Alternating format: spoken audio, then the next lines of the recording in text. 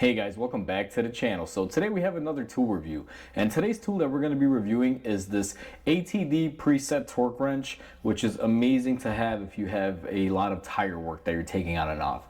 Now before we go ahead and begin, guys, if you guys haven't subscribed to the channel, hit the subscribe button down below and definitely smash that like button because it helps the channel out. And with that said, let's go ahead and get started on our review. So on our bench we have our ATD torque wrench.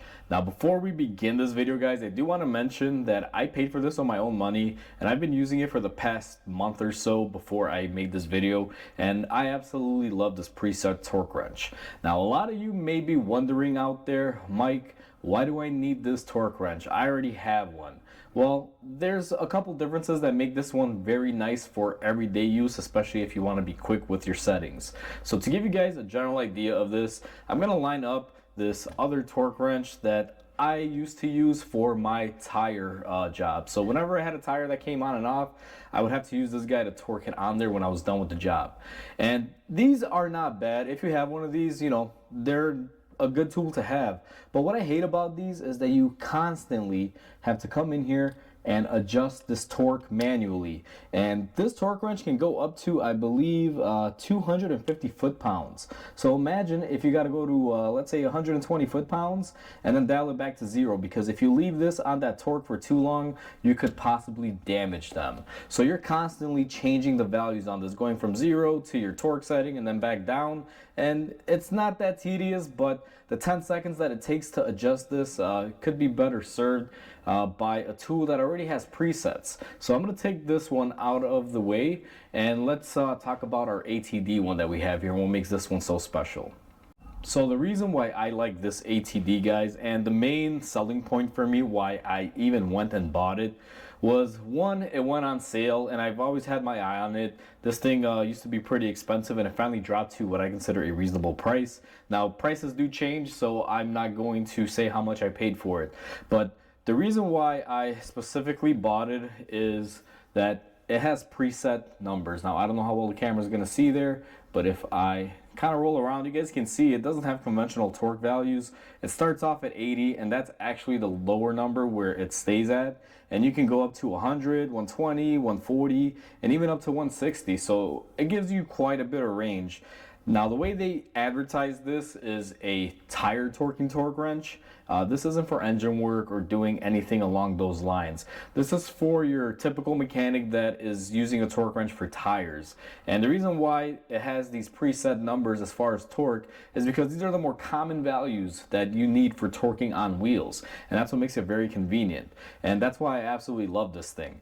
Now, if you guys want to set this, just to give you guys a good example, is you just pull down on this bottom collar like that, releasing it, and then you can go ahead and turn it to 140, let's say, and go ahead and lock it in. And just like that, I can go torque my wheels. If I was using the conventional style, I would have a long time to go up to 140. And let's say I want to go back down to 100. Well, look at this. Split second, I'm back down to 100. Every time you actuate it, you pull the collar, and you want to make sure you land straight in the middle, and then you go ahead and just lock it in. Once this locks in all the way, you can go ahead and torque your wheels on there, and it is all set. Now, I haven't had a chance to read the directions, and I'm kind of old school. I always set my torque wrenches back to zero whenever I would use them. And this particular one, when it was shipped to me, was at the 80 mark. So I figure every time I'm done using it, I just take it back to 80. Now, a lot of you may say, well, you're still turning it down. Well, here's the thing, guys. I bought it because it's easy to turn down. Again, there's only 5 settings clearly labeled on here. So I can go from maximum to lowest setting in a split second. And just to show you guys here, if it's at 80, I unlock it.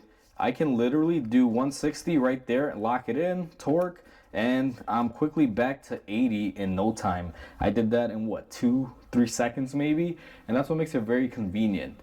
So even though it doesn't have a zero, I like to leave it at the 80 set point. Now, unlike some people that may read directions before they use the tool, I typically don't do that. I'm too excited. I get the tool and I start using it.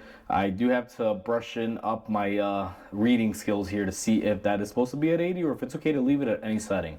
But either way, I'm still comfortable just leaving it at 80. Personally, even if the directions say you can leave it at any number, I still will probably keep it at 80 just because, you know, that's how I am. I'm used to it. Now, even though this thing is great and I love it, there is one drawback to it, and I'll show you guys right now. It's actually pretty apparent, and I don't know why they chose this design. Maybe because they thought it would work better. But if you guys look at the head here, and let me bring my other torque wrench here into perspective. So if you're gonna torque on a tire, this head does not have a ratchet mechanism like this type of torque wrench does. So if I put this on a tire, and for example, let's say I'm on a tire right here, and let's say my torque wrench is in a position like here where I don't like it, I can easily go ahead and turn it to make it more convenient for me. So I can basically put it in any position. Now I'm gonna get this one out of the way. The drawback that this one has is, let's say your socket is on here and your, let's say lug nut lines up like this or like this, and it's not convenient for you, you're gonna have to take the whole wrench off and position it in a space that it fits to go ahead and torque it, because there's no ratcheting mechanism giving you the free range on the end of it to move it wherever you'd like. Now that might bug some people quite a bit, but for me it's completely fine, even though it's kind of annoying. I'll be honest with you, I did kind of hate it at first, but after a couple days of using it, I got really quick with adjusting myself to setting it up. So now that we've seen the good, and I guess you can say the negative, and there's really only one negative, if you can overcome that, this is great. Now I see this used in a wide variety of sources. I think every mechanic should have one of these because we all take off tires, and if you're torquing them on, this is a great asset to have, even though it has a little bit of a drawback.